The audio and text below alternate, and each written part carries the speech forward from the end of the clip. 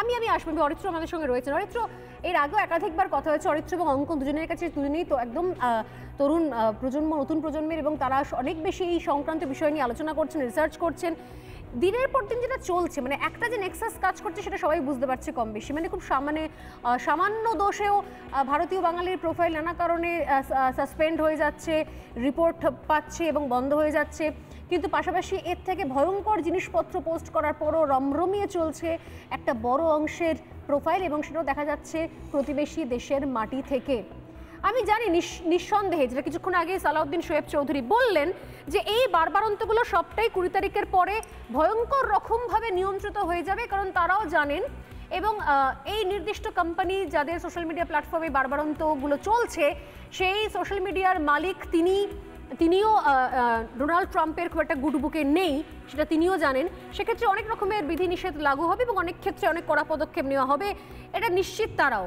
কিন্তু এই যে টানা এতদিন ধরে এগুলো চলে যাচ্ছে, সোশ্যাল মিডিয়াতে যে স্লিপার সেলের মতো এরা কাজ করছে, একটা ন্যারেটিভ তৈরি করার চেষ্টা করা হচ্ছে। আমি কিছুক্ষণ আগে বলছিলাম, অনেকেই আমাকে জিজ্ঞাসা করবেন যে পশ্চিমবঙ্গের সঙ্গে আপনি বাংলাদেশের একটা জায়গাতে মিল বলছেন, আছেন কোন জায়গা আছে? আরজি কর নিয়ে পোস্ট করার সঙ্গে সঙ্গে তার রিচ কমিয়ে দেওয়া হচ্ছিল, এবং সেক্ষেত্রেও ভুললে চলবে না। অঙ্কন তো নিঃসন্দেহে নিয়ে অনেকবার কথা বলেছেন, আমি জানি কি আপনিও জানেন, যে হিলারি ক্লিন্টন কিন্তু একমাত্র রাজ্যের কোনো মুখ্যমন্ত্রী তার সঙ্গে দেখা করার জন্য আমাদের রাজ্যে এসেছিলেন। সেক্ষেত্রে কোন লতায় পাতায় কোন কানেকশন রয়েছে সেটা হয়তো কম বেশি সবাই বুঝতে পারছেন। কি বলবেন যে সোশ্যাল স্লিপার সেল কীভাবে এর বারবারন্ত? দেখুন, এই স্লিপার সেল বা এই যে ফেক প্রোফাইল দিয়ে অপারেট করা, এটা কিভাবে হয় তার বেশ কিছু প্রত্যক্ষ অভিজ্ঞতা আমার হয়েছিল প্রফেশনালি, আমি বলে দিচ্ছি।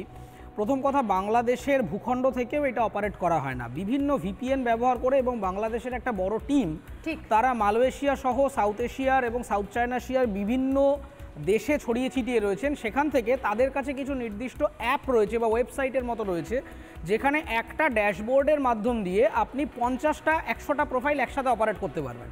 মানে ধরুন আমি লিখলাম গুড মর্নিং, এই গুড মর্নিং কমেন্টটা 50টা প্রোফাইল থেকে আপনার একটা নির্দিষ্ট পোস্টের তলায় চলে যাবে। এর জন্য 50টা মানুষ লাগবে না। এর জন্য কিছু কাস্টমাইজড ওয়েবসাইট বা সফটওয়্যার তৈরি করা হয়েছে, যেখানে একসাথে একাধিক এরকম ইম্পারসোনেটেড ফেক প্রোফাইল তৈরি করে আমি বিভিন্ন রকমের অ্যাবিউসিভ ল্যাঙ্গুয়েজ বলা, ফটো বিকৃত করা ইত্যাদি করা, এগুলি চালাতে পারি। দ্বিতীয় কথাটা হচ্ছে সহমত, একই ধরনের কমেন্ট আমি দেখেছি, এবং একই সঙ্গে প্রায় 100 জন একই কমেন্ট করছে। আপনি দেখবেন 2-4টে অল্টারনেট পরেই একই, মানে জাস্ট মনে হচ্ছে কপি করে করছে, তা নয়, এটা একটা অ্যাপ্লিকেশন দিয়ে মনিটর করা হয় এবং অপারেট করা হয়। দ্বিতীয় কথাটা হচ্ছে, একটা বিষয় অ্যাড করব অরিত্র, খুব একদম সিগনিফিকেন্ট আপনার কথার সঙ্গে এবং আপনার প্রফেশনের সঙ্গে বোধহয়।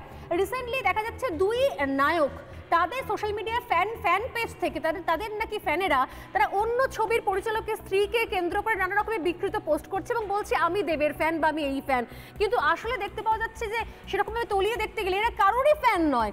এই পুরো জিনিসটাই অপারেটেড হচ্ছে এই ধরনের কোনো চ্যাটবোর্ডস বা ধরনের কোনো টেকনোলজি ব্যবহার করে, যারা আসলে কারোরই ফ্যান নয়, শুধুমাত্র বাংলা মিডিয়াকে অপদস্থ করার জন্য, বাংলা সিনেমার জগৎকে অসম্মান করার জন্য বাইরে থেকে সম্পূর্ণ করা হচ্ছে। নিজেরা এখানে লড়াই চলছে, কিন্তু আসলে কাজ হচ্ছে অন্য কোথাও। Please continue. এক্স্যাক্টলি, এটা এই ডিপ স্টেটের কনসেপ্টটাই তাই। এই যে ওএসএ, সিআইএ, এই ধরনের অর্গানাইজেশনগুলো যেগুলো রয়েছে, এই ডিপ স্টেট শব্দটার মধ্যে আসলে যে ব্যাপারটা রয়েছে, যে গণতন্ত্র বা ডেমোক্রেসি, এই ডেমোক্রেটিক সিস্টেমের মধ্যে অল্প কিছু সংখ্যক মানুষ যারা কমপ্লিটলি আনডেমোক্রেটিকভাবে বা আনইলেক্টেড কিছু রোলস রয়েছে, যারা নির্বাচিত সরকারও নয়, সরকারের প্রতিনিধিও নয়, কিন্তু তারাই আসলে অপারেট করে। এই যে মেটা বা যে ফেসবুক ইত্যাদি কথাগুলো, ফেসবুক ইনস্টাগ্রাম নিয়ে কথা হচ্ছে, আমাদের মাথায় রাখতে হবে একটি কোম্পানি যেটা মিডিয়ার সামনে আলোচনাতেই আসে না, but they are the big shot, যার নাম হচ্ছে ব্ল্যাক রক। এই মেটা কোম্পানি বা এদের মধ্যে মোর দ্যান 6% শেয়ার বা স্টেক রয়েছে এই ব্ল্যাক রকের, এবং সারা পৃথিবীর বিভিন্ন জায়গাতে এরা একটা লার্জ স্কেল ইনভেস্টমেন্ট করে রেখেছে, এবং এটা দিয়ে তারা পলিটিক্যালি ম্যানিপুলেট করে, এবং এদের মূল কাজ হচ্ছে বিভিন্ন জায়গার মানুষদের ডেটা সংগ্রহ করা, সেই ডেটাগুলোকে বিক্রি করা, এবং সেই ডেটাটাকে দিয়ে একটা থ্রেট তৈরি করা।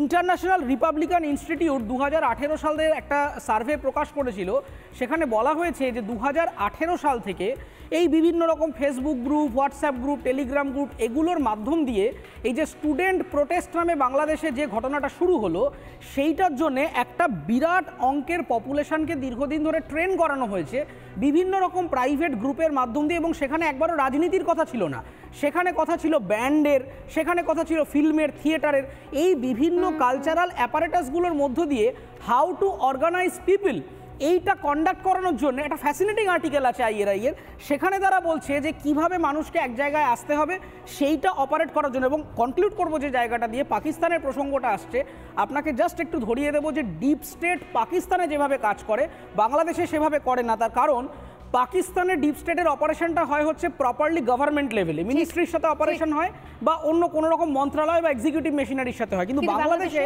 বাংলাদেশের ইন্টারেস্টিং পয়েন্টটা হচ্ছে বাংলাদেশের ডিপ স্টেট অপারেশনটা অনেক বেশি গ্র্যানুলার বা গ্রাউন্ডিং। তার কারণ সেখানে বিরাট অঙ্কের একটা এনজিওর একটা ওখানে বিরাট নেটওয়ার্ক ছড়িয়ে রয়েছে।